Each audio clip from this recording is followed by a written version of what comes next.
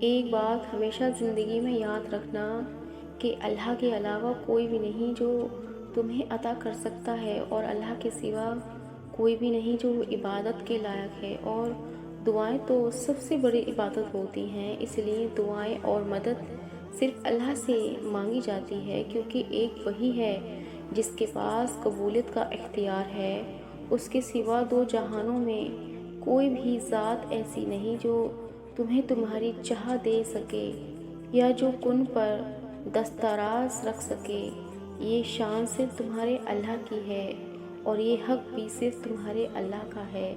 اسی سے مانگا جائے جو بھی مانگا جائے۔ انسان تو خود اللہ کا محتاج ہے، پھر چاہے وہ کوئی بھی انسان ہو، کتنا ہی نیک ہو یا طاقتور انسان ہو، لیکن وہ کبھی بھی وہ نہیں کر سکتا جو اللہ کر سکتا ہے۔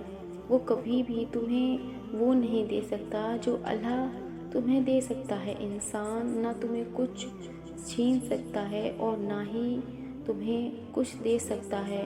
تم اس بادشاہ سے مانگو جو کسی کے حکم کا محتاج نہیں ہے۔ تم اس پروردگار سے مانگو جس کے سامنے دو جہان جھکتے ہیں۔ جب تم اس رب سے ڈائریکٹ میٹنگ کر سکتے ہو تو پھر کسی اور کو کیوں اس میں شامل کرنا، یا کسی اور سے کیوں کہنا کہ تم میرے لیے اللہ کو مناؤ۔ تم خود مناؤ، کیونکہ وہ تمہارے منانے سے ہی مانے گا۔ اور اگر اللہ یہ چاہتا ہے کہ تم اس کے بندوں سے مانگو یا اس کے بندوں کے ذریعے مانگو، تو اللہ قرآن میں کبھی یہ نہیں فرماتا کہ تم اللہ کے سوا کسی اور کو نہ پکارو، کیونکہ کوئی بھی تمہیں نفع دے سکتا ہے اور نہ ہی نقصان پہنچا سکتا ہے۔ اور اللہ سے مانگ کر کبھی اگر قبولیت کا شک رہے تو کیسا یقین رکھا اللہ تمہیں وہ دعائیں کیسے دے سکتا ہے جن کے بارے میں تم خود بھی الجھے ہوئے ہو، جن کے بارے میں تم خود بھی نہیں پتا وہ دعائیں تمہیں چاہیے بھی یا نہیں۔ کیونکہ جس چیز کی چاہ ہوتی ہے اسے پانے کے لیے تو جتن کیے جاتے ہیں، اللہ سے پلاٹ کیا جاتا ہے۔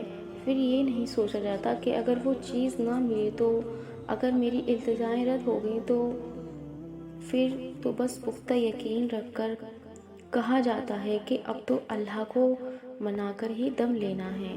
اللہ سے دل سے مانگ کر کبھی بے دل نہیں ہوتے، اور اللہ کن ان کے لیے فرماتا ہے جو کسی بھی سوچ کی پرواہ کیے بغیر اپنی دعاؤں پہ ڈٹے رہتے ہیں۔ اللہ کی مدد تبھی آتی ہے جب تم نصیب سے بھی قرض ہو جاتے ہو، یہ سوچ کر کہ میرا اللہ سب کچھ کر سکتا ہے۔